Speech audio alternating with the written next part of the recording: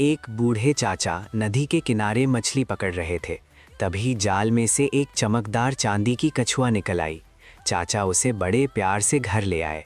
मोहल्ले वाले उस चमकती कछुआ को देखकर दंग रह गए। चाचा ने उसे आंगन में एक टोकरी में रख दिया और आराम करने चले गए। सुबह जब उनकी आंख खुली तो कछुआ पहले से 5 गुना बड़ी हो चुकी थी।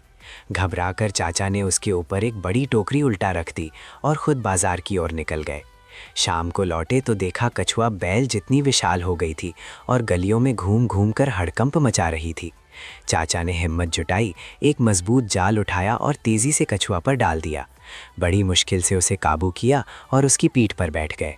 कछुआ जोर जोर से अपने पैर पटकने लगी, मगर चाचा ने हार नहीं मानी। आखिरकार वे उसे दूर समुंदर के किनारे छोड़ आए। घर लौटते समय चाचा की आंखों में आंसू थे, क्योंकि किसी ने अभी तक लाइक और सब्सक्राइब नहीं किया था।